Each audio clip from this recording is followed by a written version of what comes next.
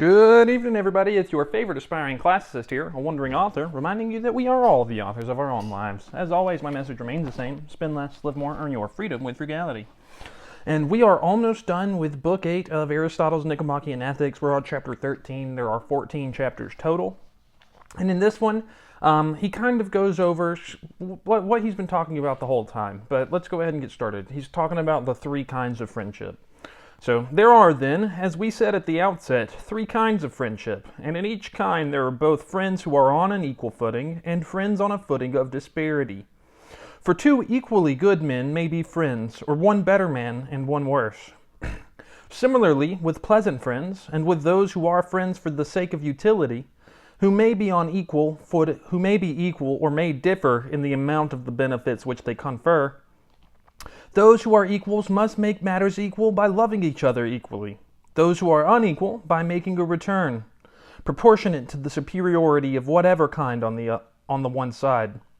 Complaints and recriminations occur solely or chiefly in friendships of utility, as is to be expected. In a friendship based on virtue, each party is eager to benefit the other, for this is a characteristic of virtue and of friendship. And as they vie with each other in giving and not in getting benefit, no complaints nor quarrels can arise, since nobody is angry with one who loves him and benefits him, but on the contrary, if a person of good feeling requites him with service in return. And the one who outdoes the other in beneficence will not have any complaint against his friend, since he gets what he desires, and what each man desires is the good.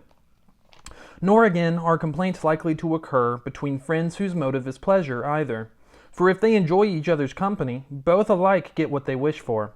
And indeed it would seem ridiculous to find fault with somebody for not being agreeable to you, when you need not associate with him if you do not want to do so. So, what Aristotle's saying here is that when we make friendships based on pleasure, we're probably not going to have any complaints about that friendship, simply because if it was somebody that was going to make us complain, we would choose not to associate with them in the first place. But a friendship whose motive is utility is liable to give rise to complaints. For here the friends associate with each other for profit, and so each always wants more and thinks he is getting less than is due. The one who is doing a service and can never supply all that the one receiving it wants. It appears that as justice is of two kinds, one unwritten and the other defined by law, so the friendship based on utility may be either moral or legal. Hence occasions for complaint chiefly occur when the type of friendship in view at the conclusion of the transaction is not the same as when the relationship was formed. Such a connection, when on stated terms, is one of the legal type, whether it be a purely business matter of exchange on the spot, or a more liberal accommodation for future repayment, though still with an agreement as to the quid pro quo. And in the latter case, the obligation is clear, and cannot cause dispute, though there is an element of friendliness in the delay allowed, for which reason, in some states, there is no action at law in these cases, it being held that the party to a contract involving credit must abide by the consequences.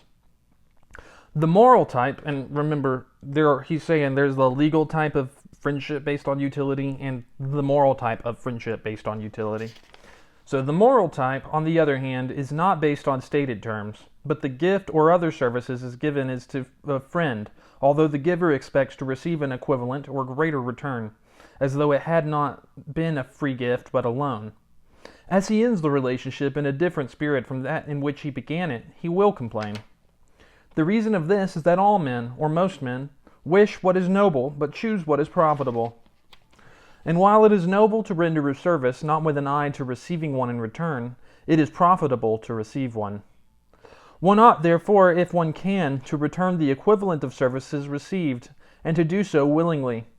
For one ought not to make a man one's friend, if one is unwilling to return his favors.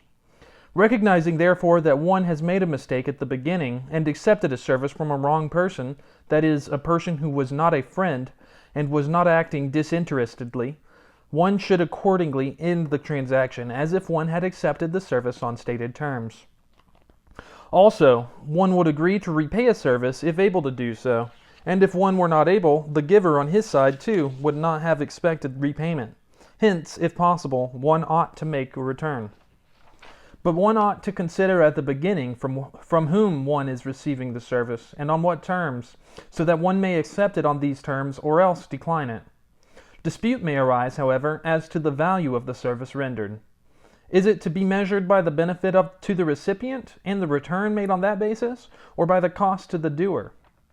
The recipient will say what he received was only a trifle to his benefactor, or that he could have got it from someone else. He beats down the value.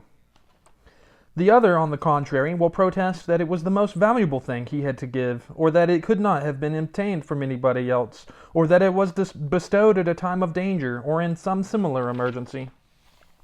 Perhaps then we may say that when the friendship is one of utility, the measure of the service should be its value to the recipient, since it is he who wants it, and the other comes to his aid in the expectation of an equivalent return. Therefore, the degree of assistance rendered has been the amount to which the recipient has benefited, and so he ought to pay back as much as he had got out of it, or more, for that he will be more noble. In friendships based on virtue, complaints do not arise, but the measure of the benefit seems to be the intention of the giver, for intention is the predominant factor in virtue and in character. I like that. That's a good ending quote. In friendship based on virtue, complaints do not arise, but the measure of the benefit seems to be the intention of the giver, for intention is the predominant factor in virtue and in character. What are y'all doing in order to inspire, uplift, and empower your local community today? Because this world isn't changing unless we all do our part, and you can count on me to do mine daily. Until next time, I love y'all.